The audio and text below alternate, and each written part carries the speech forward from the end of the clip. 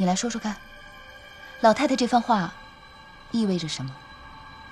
意味着当年的邵家，瘦死的骆驼比马大，账款全清肯定不太可能，但是清个1、2家应该没问题。我太爷爷当时肯定是焦头烂额，这个时候，白英却以纺织厂代表的身份突然出现，解了我太爷爷的燃眉之急，使得他感恩戴德。没错，这就是白英和秦来福交往的第一步，毫不刻意，无比自然。可是为什么选中我们秦家呢？贾三儿是误打误撞选中的，所以要以藤杀约束。但是帮他养亲儿子的这个人，他必然会仔细打听对方的人品，还有为人处事。想必你太爷爷或许也是因此入了他的眼。但是不管是选了秦家还是别的谁，都没有太大的关系。总之，他选了谁，你就会跟谁姓。不对，你这是在误导我。你刚才说的那些，只能证明白英和我太爷爷认识。又或者说，我太爷爷受了白英的恩惠，帮他做事而已。这证明不了什么。你还记不记得邵延宽的曾孙子邵庆？记得，开饭馆那个。那你记不记得他当时是怎么说白英的？这个二太太古怪得很啊，身世也很古怪，跟我们家里的亲戚都不怎么来往的，有的时候突然就走了，一走好几天，人都找不到了。他偶尔消失的几天，应该就是去找了秦来福。白英跟秦家一直保持着联系，直到他死之前的那个冬天，还一起游了湖。你说的只能证明他们俩关系很好，证明不了别的。你太爷爷关于那场游湖的记载中，并没有提到白英是一个临产的状态，所以，据我推测，白英当时已经得知了秋山要来的消息，所以他也提前做了准备。于是他离开了邵家，设法早产，并把生下来的孩子交给了秦来福。而且，在那个年代，家境尚可的早已经有好几个孩子了，但是秦放，你太爷爷却只有你爷爷这一个孩子。那又怎么样？在秦来福的另一个记载中提到，那人心悸气郁，白英送药，身上医师的确身怀绝技，白英根本就不通什么药事。妇人患病，自有乡里的大夫来操心，用得着他千里迢迢来送药吗？再说了，是什么药能这么快立竿见影？所以，奏效的根本就不是药，而是白英用了某种异族的方法，导致你太奶奶不能生育，这样才会对收养的儿子百般疼爱。你的意思是，白英为了让自己的孩子被收养时候能好好照顾，就得先害得别人断子绝孙？按照你们人类的想法，这样做的确是伤天害理。那如果换作是你，你会怎么做？如果换作是我，那我根本就不会跟邵延宽有任何的牵扯，也不会处心积虑的做这么多事，布这么个局，只为了苟延残喘的活下去。如果不能痛痛快快的活，倒不如干干脆脆的死。总而言之，白英在安排好自己的孩子之后，就让秦来福暗地设法从秋山那儿拿回自己的尸骨，按照指定的地点安葬。所以那4具尸根本就不是什么冬日游湖有感，更不是什么无病呻吟的伤春悲秋，而是白英在告诉我他的埋骨之地。你的意思是，就连那一晚的空难，白英尸骨的突然丢失，这些都是人为的？不然你以为呢？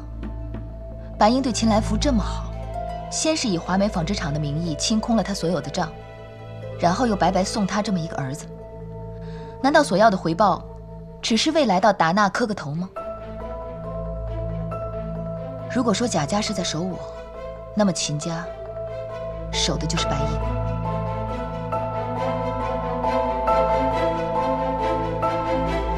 是的。你为什么要这么详细的告诉我这些？你问的这叫什么话？这是你自己的身世，难道你不想知道的越清楚越好吗？我不想，我就是接受不了。司藤，我可以不在乎你是人还是野族，只要你是司藤就可以。可是现在你告诉我我是白鹰的后代。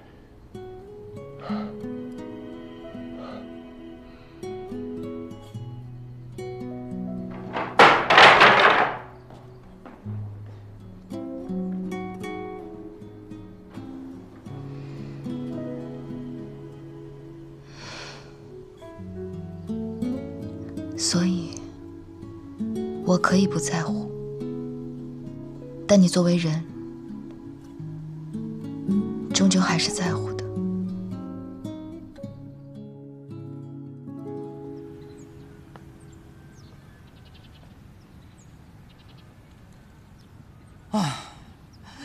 你说，这活生生一个人，要我在他身上抽点血，有那么容易吗？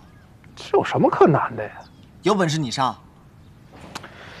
你就找准机会，稳准狠，不就齐了吗？这任务又不是司藤小姐交给我的，是你师傅交给你的，怎么着还想违抗师命啊？我扎你信不信啊？坤儿，你敢？你敢？我扎死你！你别闹了！扎死你！你好，躲开吧！ 突破我行，有能耐你突不行。王谢坤，你别丢我！到。我问你，有什么办法可以检测血缘关系？啊？啥？我的意思是，有什么办法可以检测我和司藤是否有血缘关系？用你们科学的办法行吗？可以。抽血。抽血。来。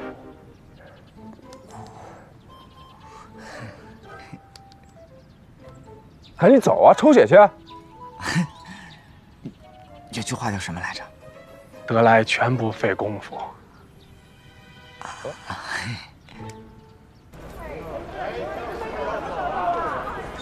哎，到底什么时候飞啊？司藤感觉快不耐烦了。你去跟他说，流量控制，飞机得等。我是鸽子嘛，给你俩送信儿，有啥话自己和他说呗。你去不去？我去。 不是，你俩闹别扭，拿我撒什么气呀？你把这个元气森林给他，告诉他这是无糖的，不会胖。啊。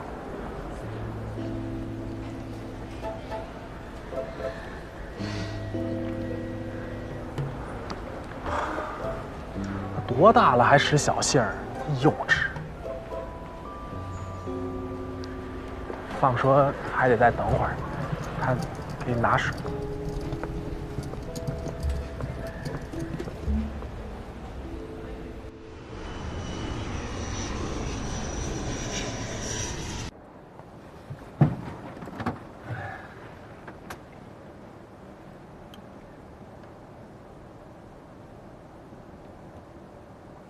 秦放非要跟我换座位。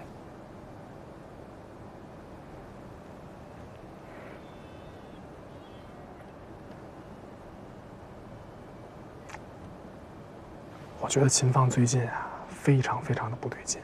他现在连话都不跟你说，以前哪敢这样？那也就怼怼我。现在可倒好，脾气那么暴躁，一天怼我7、8次，这还是秦放吗？简直是秦怼啊！这家伙不能真的要变异了吧？哟，司藤小姐，那你可得盯紧着点儿。真要是出了什么事儿，也就你能镇得住的。你说我说的对吧？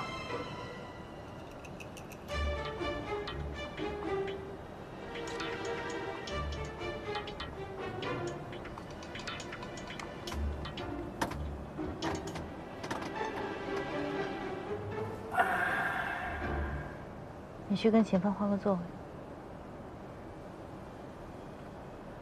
那他要是不愿意呢？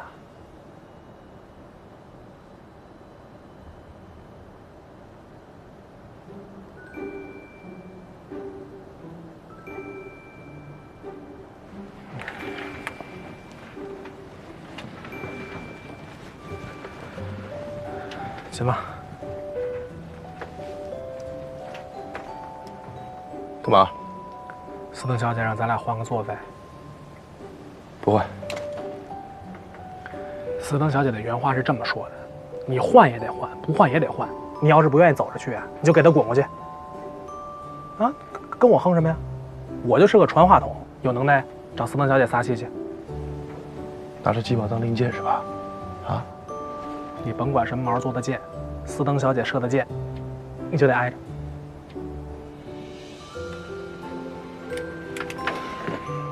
哎哎，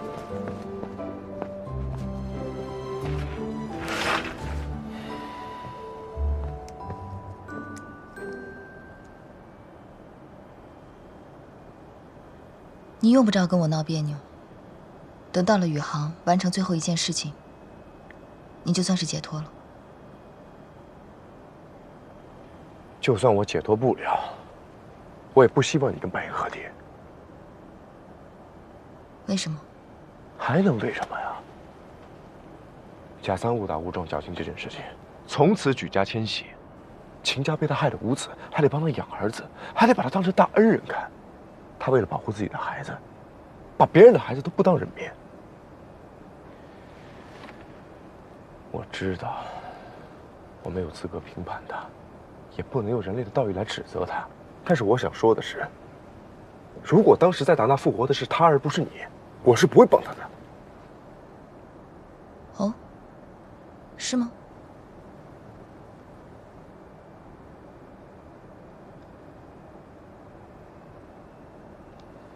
总之，你能不能别跟他和解？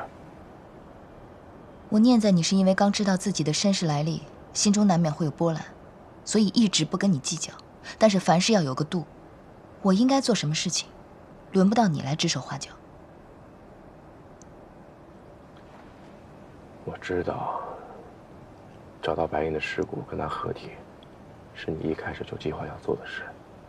但是我们一起经历了这么多事情了，你就没有一点点想要改变计划的念头吗？没有。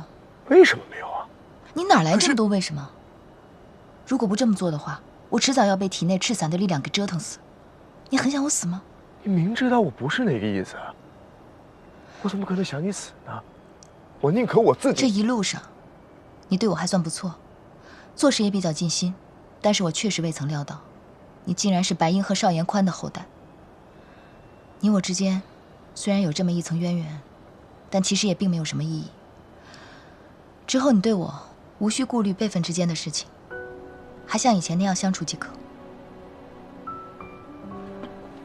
司堂，你以为这2天我一直在纠结我们之间的辈分？哎，算了，你爱跟谁合体跟谁合体，我也管不着，就当我是一片真心为了狗。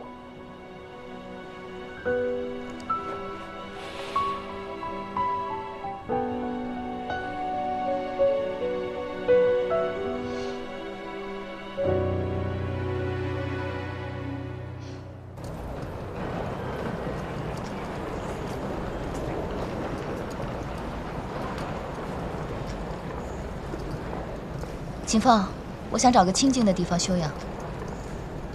你什么意思啊？你家太吵了，不住哪儿？他家别墅多清静啊！那你想住哪？随便。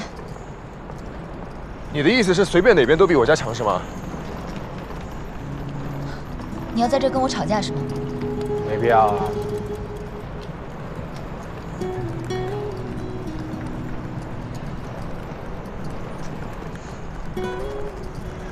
行，你住我家，我住公司。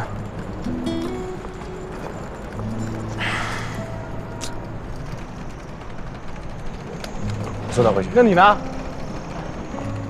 你咋了？我去公司，感冒了。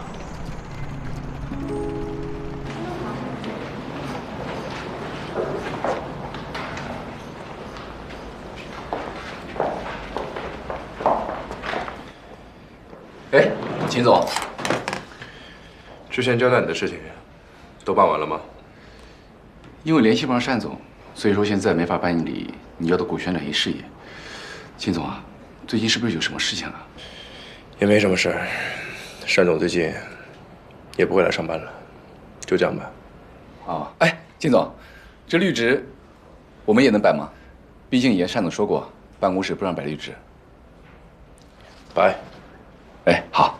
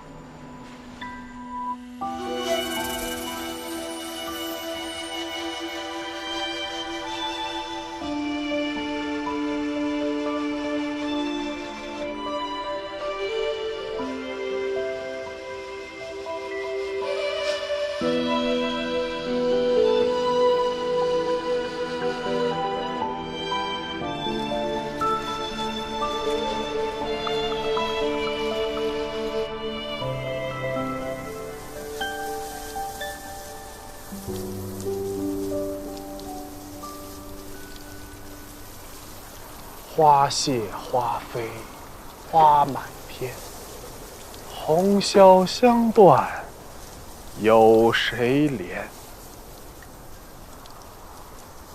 游丝软髻飘春榭，落絮轻沾扑绣帘。闺中女儿惜春暮，愁绪满怀无事处。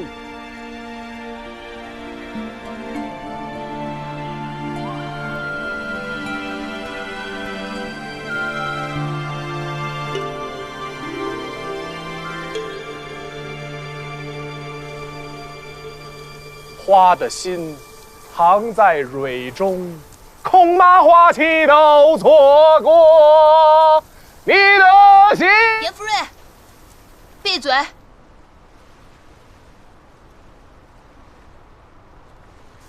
忘了今夜，从不轻易让人懂。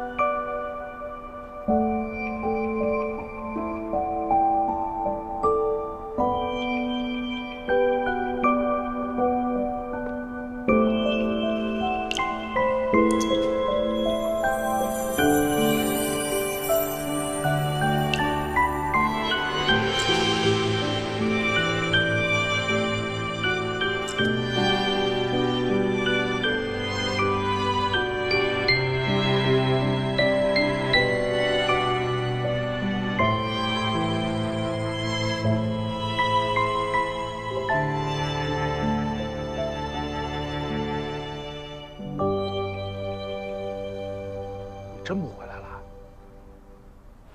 我一个人有点含糊啊。不了，他应该也不想见到我了。关键只有你做事，斯登小姐能满意，我差事儿了。不许对斯登小姐有任何见与之心，否则我……你借我俩胆儿，我躲还来不及呢，所以你赶紧回来吧。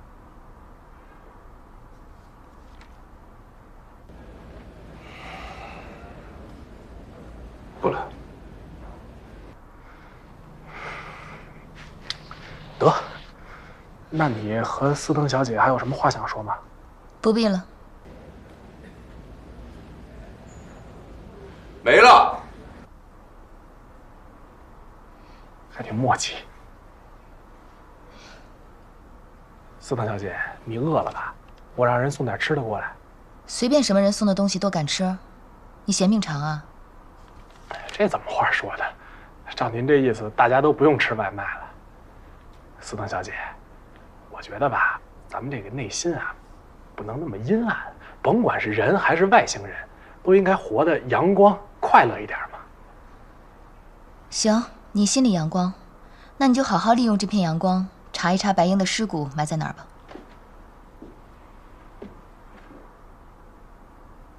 我咋查呀？我心里的阳光又不是探照灯。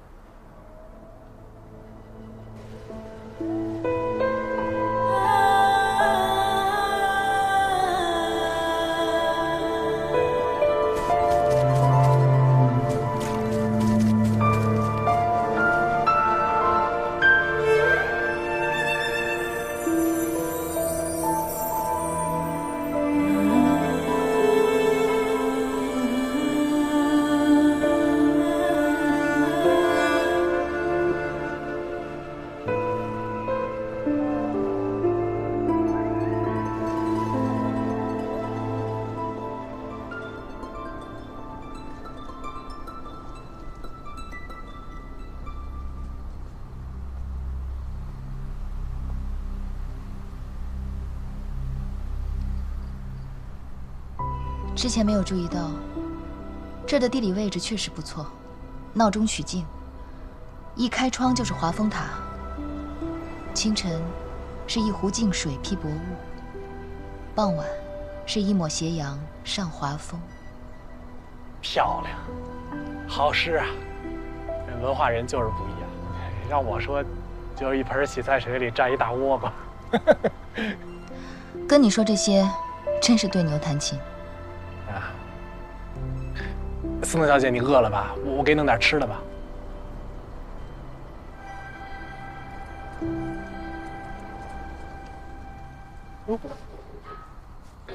这冷吗？不应该啊。刚遇见您那会儿还是冬天呢，那会儿您就只穿一个薄的旗袍，脚踝都露着，我还生怕你得了关节炎呢。后来我一分析，您可能是耐寒植物啊。可是现在天气都转暖了，您怎么反而怕冷了呢？不能是病了吧？我给秦放打个电话。你一天到晚怎么这么多话呀？安安静静的看会儿风景不行吗？而且你给秦放打电话有什么用？他来了我就能舒服了？不是思腾小姐，这么大个房子就住咱们2个人，您再不和我说说话，我活活闷死了我。思腾小姐，您是不是还要在这儿多住2天？不能再拖了，必须尽快找到白鹰的尸骨。你知道他在哪儿吗？我要知道还在这儿跟你这么多废话吗？还不赶紧找去！站着碍眼。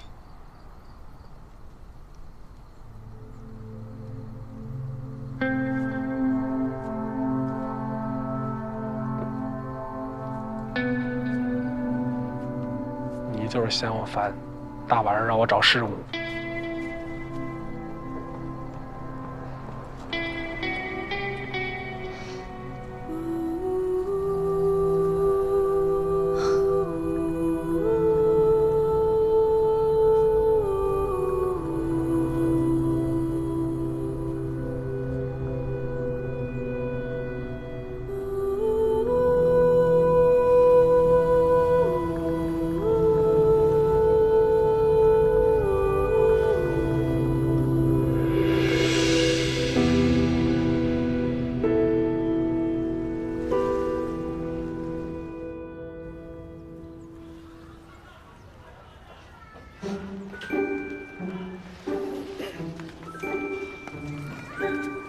再说一遍，6加7得几？师傅怎么教你的？6、7、13，2把抓杆。记住了啊。5加4呢？9。对。我让你找的东西呢？又在这偷懒。哎，你看。阿姨好。谁是你阿姨？我喊秦放叔叔。如果我喊你漂亮姐姐的话，那你也得喊他叔叔啦。不，八方，这得单论。我想想啊，你确实不能叫阿姨。我算算，算什么算啊？就这样吧。哎，是的，阿姨，我师父说了，你是我的救命恩人。等我长大了，要好好孝顺你，陪你养老送终。你送我？童言无忌，童言无忌。兰芳，思腾小姐那么硬朗，能把你孙子都耗到这，师傅先不跟你说了啊。你好好听院长的话，啊，师傅忙完工作以后就去接你，跟阿姨说再见了。再见师傅，再见阿姨。哎，这就是你说的福利院？啊，那儿的孩子都没爹没妈的，也怪可怜的。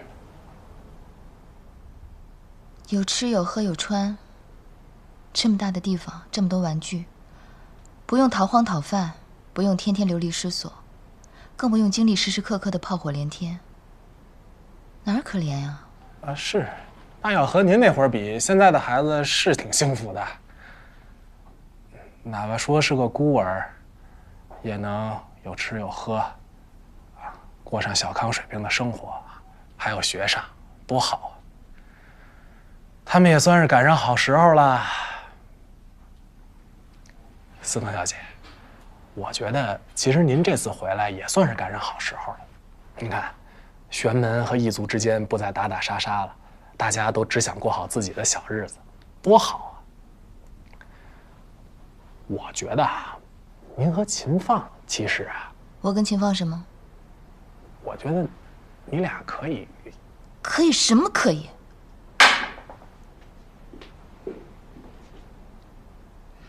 手机给我。干嘛呀？学习。咋还急了呢？你和秦放怎么就不可以给我开个串串店？秦放出钱，我出力，你出气，多好！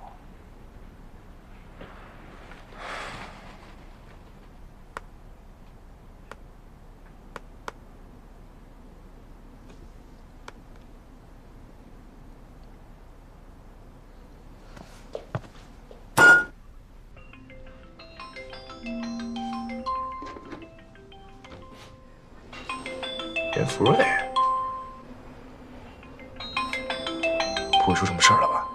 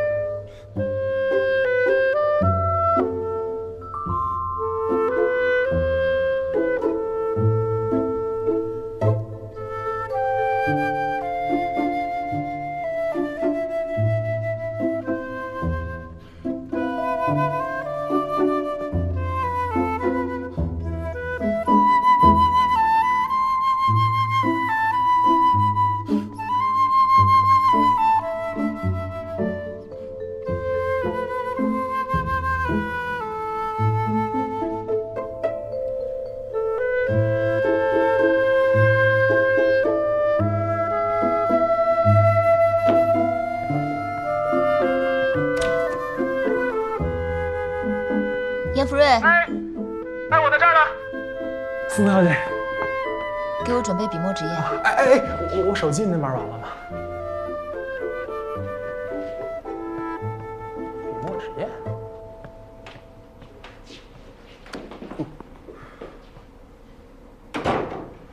秦放。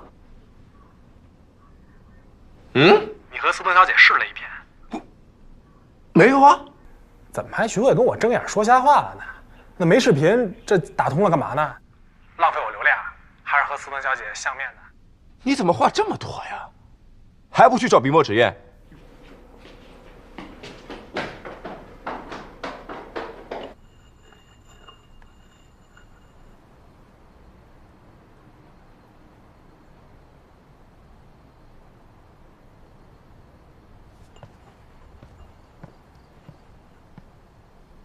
好了没有？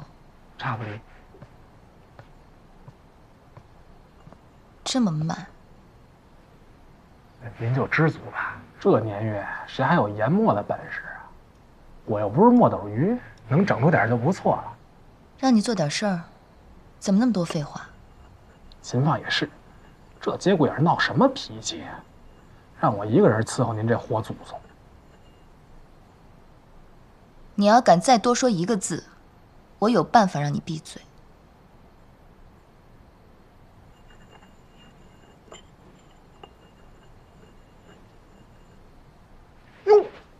今儿我可开了眼了，我还没见过您写字呢。您那个时代的人都是笔墨丹青吧？您的字儿一定尤为美，所谓字如其人嘛。怎么不写？在酝酿情绪，要写诗。我去赏月。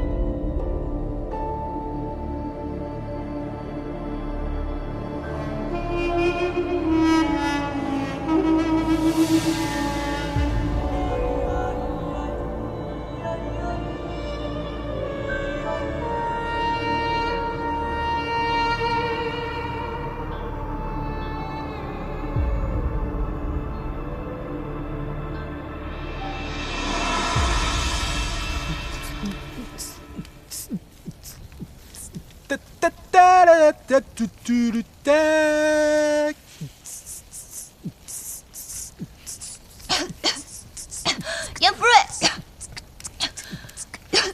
严福瑞，你在干嘛呢？训着您啦，您练完字了？你干什么呢？我有我擅长的呀，烤串儿啊，甭管是天上飞的、地上跑的、水里游的，只要是国家允许的，我都能给串上。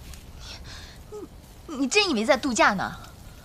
哎，斯登小姐，我看得出来，您最近烦心事儿太多了，我又帮不上什么忙，所以我就想说，我们人类有句话说得好，没有什么烦心事儿是一顿烧烤解决不了的，但凡有，就给他2顿。您得着。不吃荤是吧？来一蔬菜。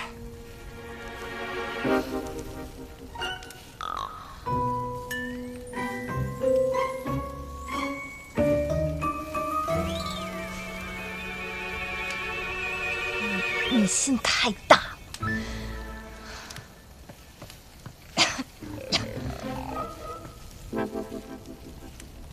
烟市太大了。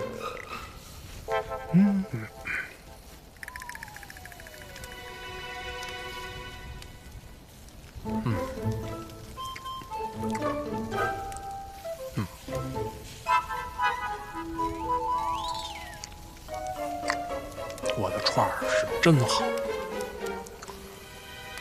不知道它的字儿怎么样。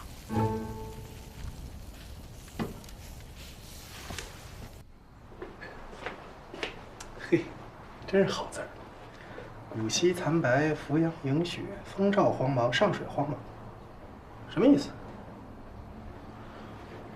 白雪茫茫，残影慌慌，夕阳照水，古浮风上。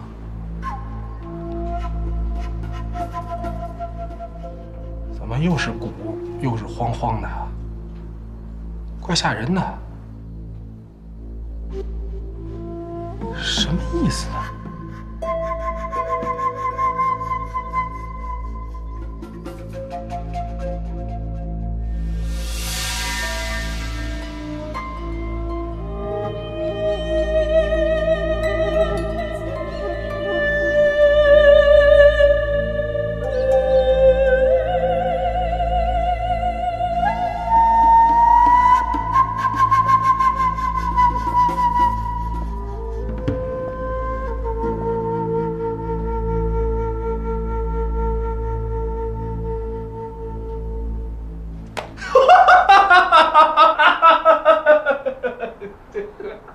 严福瑞，你一大早在这干嘛呢？我想到了，想到什么了？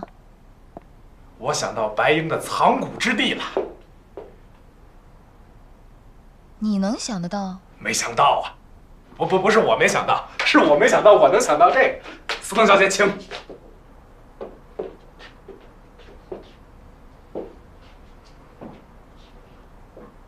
这整件事的端倪，就藏在这首诗里。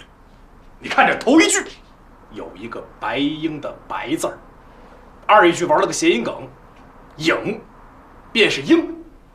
那么这前两句就点出了人物字号，白鹰。第三句就更了不起了，有西有赵，分明就在说西赵山。第四句有谷有风，那么把整首诗重新排列组合起来，我们不难发现，白鹰的尸骨就埋在西赵山画风塔上。怎么样？我分析的像样吧？那按照你的分析，我们接下来应该怎么做呢？一个字儿，挖。而且不能白天挖，白天游客太多了，只能趁天黑了以后晚上去挖。我给秦放挂个电话，我们2个人手持2把铁锨，挖的还能快点。不是，您是觉得使铁锨挖不好挖？也对。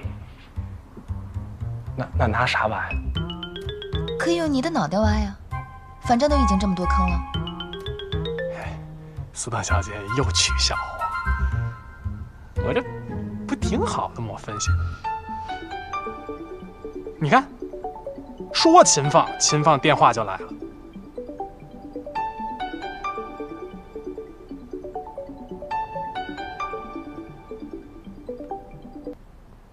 哎，你自己拿进来吧，我跟司藤小姐正说事儿呢。好。秦放让我帮他拿东西，别瞎跑，赶紧回来。今天晚上要去华丰塔，别误了我的事。哎，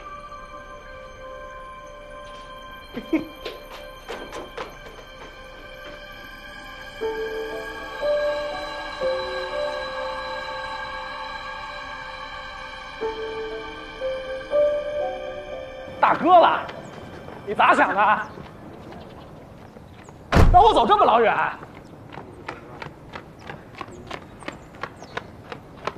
给。哟，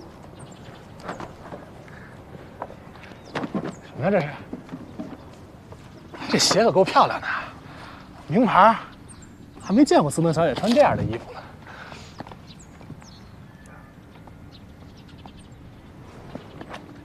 开备箱。开什么备箱？没我的。什么你的？秦放，我不是稀罕你这些东西啊，我也不是小心眼儿，我就说你这人这个情商啊，你给司藤小姐大包小包买这么多东西，你好歹给我捎双袜子呀，礼节懂不懂？知道了，下次我给你买一整套行头，行了吧？不是，你不进屋啊？老婆去了，公司挺忙的。那么忙？是，特别忙。忙的连走2步的时间都没有。没有。你怎么话这么多啊？秦放，你什么都不给我买，我不挑你，你大包小包让我拎着，我也就忍了。您好歹把车给我停门口行不行？这么远的路，兄弟，我穿的是拖鞋。你没看见啊？这路不够宽，我车开不过去。这还不够宽吗？过火车都行了。是你会开车还是我会开车？你以为路比车宽，我车就能开过去了？啊，是，心比路宽就能开过去了。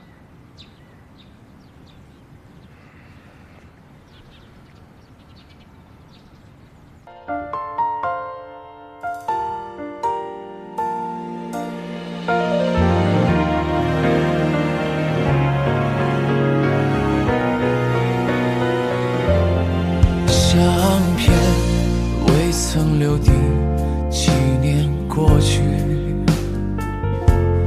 没道理，相对还是很亲密。像从来都不停，潜意识在收集，连空气又闻到气息。闭上眼睛，来自你。本可以没有顾虑，坚定的要在一起，走下去从来都不会怀疑。过去争执的话题也失去了意义。本可以我们一起，什么都不会逃避，就不会停在那里。